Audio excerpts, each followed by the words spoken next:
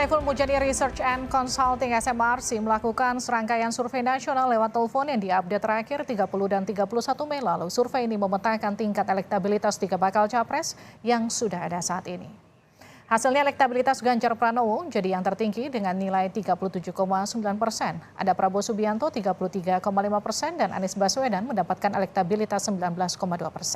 Sementara itu SMRC juga menyoroti tingkat kesukaan pemilih terhadap baca pres. Ganjar meraih 82% tingkat kesukaan pemilih terhadap Prabowo 80%, dan Anies Baswedan 68%. Dan menurut SMRC dalam 6 bulan terakhir kesukaan pemilih kepada Anies cenderung makin lemah. Karena itu elektabilitasnya juga makin lemah. Lebih lanjut menurut survei SMRC, Ganjar and Consulting SMRC kembali melakukan serangkaian survei nasional pada 30 dan 31 Mei lalu.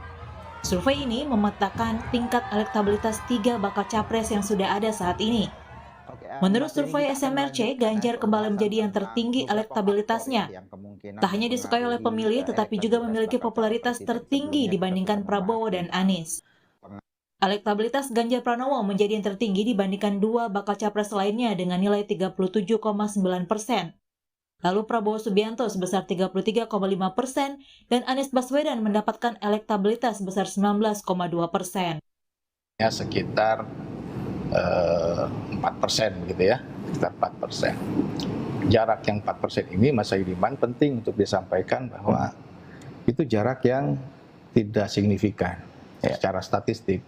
Karena apa? Karena margin of error-nya sendiri 3,3%, membutuhkan 2 kali dari margin of error, lebih dari 2 kali margin of error untuk dikatakan bahwa selisih antara 2 calon itu signifikan. Jadi kalau jaraknya hanya 4%. Elektabilitas 3 kandidat calon presiden dirilis oleh survei algoritma Research and Consulting pada Senin 26 Juni.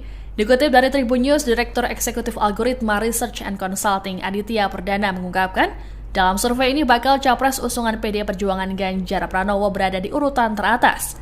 Ganjar Pranowo mendapatkan suara sebesar 29,3%, kemudian di urutan kedua ada Prabowo Subianto dengan angka 24,6%. Dan terakhir, ada Anies Baswedan yang mendapat suara cukup jauh, yakni 16,9%.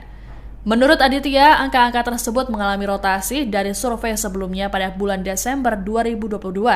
Kala itu Ganjar tetap di posisi teratas, sedangkan Anies ada di posisi kedua dan Prabowo di posisi ketiga. Dikatakan oleh Aditya bahwa dukungan pemilih terhadap bakal capres masih sangat volatil atau cepat berubah. Artinya peluang pemilih untuk beralih pilihan masih terbuka lebar. Selain capres, algoritma juga merilis elektabilitas para kandidat calon wakil presiden atau cawapres. Berada di urutan teratas, ada Ketua Bapilu P3 sekaligus Menteri Pariwisata dan Ekonomi Kreatif, Sandiaga Uno dengan angka 11,3%. Pada urutan kedua ada Menteri BUMN Erick Thohir sebesar 10,3%, lalu ada Menko Polhukam Mahfud MD yakni 8,8%.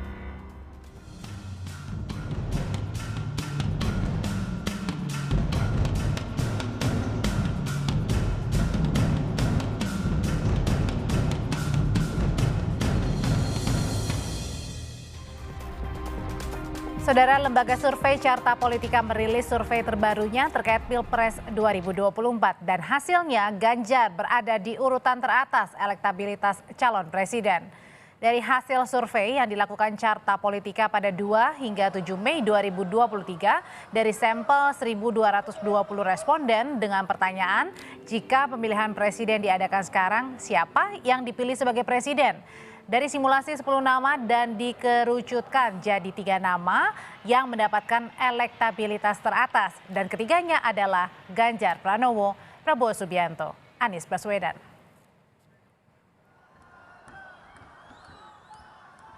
Dan inilah ketiga nama yang menempati elektabilitas capres teratas dalam survei Carta Politika.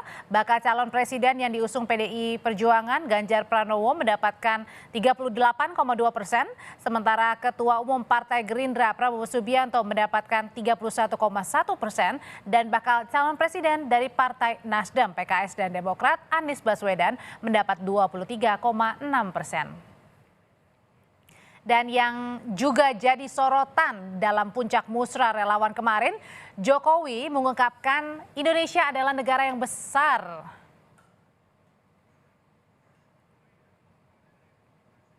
Dan ini juga dibutuhkan tentunya kriteria pemimpin calon presiden, mulai dari pemberani misalnya, tahu dan juga mau kerja keras dan meneruskan kebijakan yang sudah dibangun oleh